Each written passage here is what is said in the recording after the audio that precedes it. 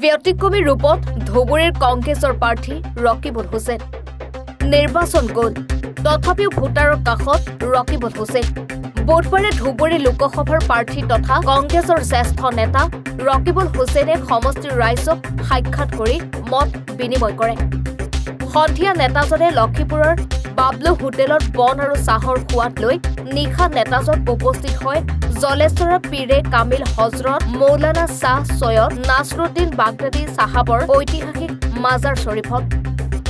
মাজাৰ শ্বৰীফ জিয়াৰত কৰাৰ উপৰিও পীৰে কামিল শাহ সৈয়দ মজহৰ উদ্দিন আহমেদ সৈয়দ নজিৰ উদ্দিন আহমেদ সৈয়দ আশৰাফ উদ্দিন আহমেদ সাহাবৰ সৈতে এখন দুৱা মেহফিলত অংশগ্ৰহণ কৰে অধিকাৰ সাব্যস্ত কৰিলে ৰাইজে আৰু মই যেহেতু এজন প্ৰাৰ্থী গতিকে মোৰ এটা দায়িত্ব আছে যে মানুহখিনিক এবাৰ দেখা কৰাৰ গতিকে ইয়াত ধুবুৰী লোকসভা সমষ্টিৰ 11টা সমষ্টি 11টা সমষ্টিৰ ভিতৰত মই 8টা সমষ্টি যোৱাবাৰ এবাৰ দেখা কৰিলোঁ আৰু 3টা সমষ্টি থাকিব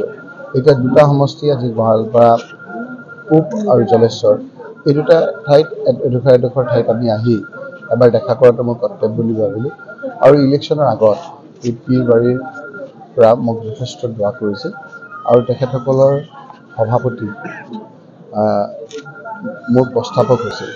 তেওঁ মোৰ পোষ্টাৰত তেখেতৰ নাম দিবৰ কাৰণে কৈছিল গতিকে মোৰো এটা দায়িত্ব যে তেওঁলোকক আহি পেলাই শুক্ৰিয়া আদায় কৰাৰ কাৰণে গতিকে মই ইলেকশ্যন শেষ হোৱাৰ পিছত সাধাৰণতে ভাৰতবৰ্ষৰ বোধহয় ইলেকশ্যন শেষ হোৱাৰ পিছত সকলোৱে ৰেষ্ট লয় গতিকে মই এই ভিতৰুৱা অঞ্চললৈ আহি মই বিধায়ক দুজনৰ একেলগে আহি আমি যেনেকৈ ইলেকশ্যনৰ আগত পীৰবাৰীত আহি আমি পীৰসকলক দেখা কৰিছিলোঁ এতিয়া মই তেওঁলোকক শুক্ৰিয়া আদায় কৰিবৰ কাৰণে তেওঁলোক কৈছোঁ গতিকে আজিৰ দিনত আপোনাৰ ফিলিংছ কি হ'ব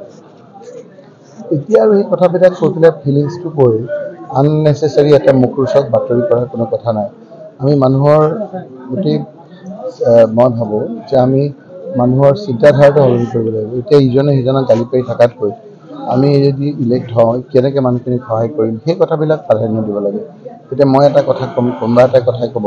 সেই কথাবিলাক মানুহৰ কোনো আপোনাৰ স্বাৰ্থৰ কথা নহয় এতিয়া মানুহৰ স্বাৰ্থত কি কৰিব পৰা যায় সেইখিনি ক'ব লাগে গতিকে আমি যিসকল মোৰ বোধেৰে যিসকল আমি ৰাজনৈতিক ব্যক্তি আছোঁ আজিৰ তাৰিখৰ পৰা খুব চিন্তা ভাৱনা কৰি কথাও ক'ব লাগে কামো সেইভাৱে কৰিব লাগে আপুনি জয়ী হোৱা আপোনাৰ মুখত ফুল চন্দন কৰক আপোনালোকে ভাবিছে যে মই জয়ী হ'লোৱেই গতিকে সেই ধৰণৰ কথা বতৰা এটা পবিত্ৰ ঠাইত আহি আপোনালোকে কৈছে গতিকে এই মানুহখিনিৰ সুকীয়া আপুনি যদি মোক এতিয়া সোধে যে আপোনাৰ প্ৰথম কাম কি হ'ব তেতিয়া মই 11টা বিধানসভা সমষ্টি 11টা বিধানসভা সমষ্টিৰ সকলো বিধানসভা সমষ্টিৰ সুকীয়া আপোনাৰ সমস্যা জলেশ্বৰৰ সমস্যা যদি আপুনি কয় তেতিয়া মানকাছাৰ সমস্যা আপোনাৰ চাউথ চালমাৰা সমস্যা ধুবুৰী বিধানসভা সমস্যা সকলোৰে সমস্যাটো বেলেগ কিন্তু সামগ্ৰিকভাৱে ধুবুৰী লোকসভা সমষ্টিৰ বানখহনীয়া বানপানী নহয় দেই বানপানীটো আমাৰ মানুহে এইখিনি ফেচ কৰিব পাৰে বানপানী আহে আৰু যায় যিটো গৰাখহনীয়া হয় যেনে মাটি বাৰী একেবাৰে নাইকিয়া কৰি দিয়ে সেইটো এটা অন্যতম প্ৰধান আপোনাৰ সমস্যা সেই সমস্যাটো কাৰণেই আজি মানুহে ঘৰবাৰী শ বিঘা মাটি থকা মানুহে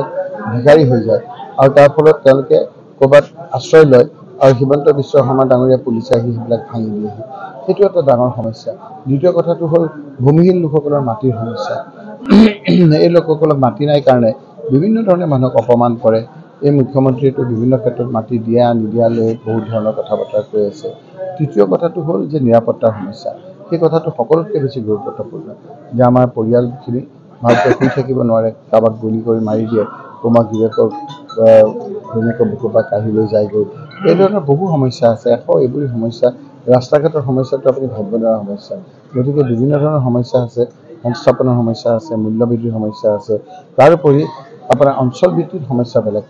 সেইবিলাক আজি থোৰতে কোৱাটো টান গতিকে আপোনালোকে কোৱাৰ দৰে যদি আমাক ভগৱান আল্লাই যদি আমাক ৰাইজৰ সহায় কৰিবৰ কাৰণে যদি সুবিধা দিয়ে ৰাইজেও যদি আমাক সমৰ্থন কৰে তেতিয়া আমি সকলোৰে আলোচনা কৰি ঠাই বিশেষে আমি কি ধৰণে সমস্যা সমাধান কৰিব পাৰোঁ তাৰ কাৰণে আন্তৰিকতাৰে আপুনি লক্ষীপুৰৰ পৰা আক্ৰমুল হকৰ ৰিপৰ্ট এনিভাৰত 24 ৰঙাপাৰাবাসীৰ বাবে সুখবৰ আপুনিও যদি দুচকীয়া বাহন ল'ব বিচাৰিছে তেন্তে এতিয়াৰে পৰা আৰু চিন্তাৰ কোনো প্ৰয়োজন নাই আপুনিও আহিব পাৰে ডিবিপি এছ'চিয়েটলৈ বাজাজ টু হুইলাৰ ডিলাৰ আমাৰ ঠিকনা ৱাৰ্ড নং 8 ঠাকুৰবাৰী ৰোড ডাকঘৰ ৰঙাপাৰা জিলা শোণিতপুৰ অসম নম্বৰ 9435707133 9707967285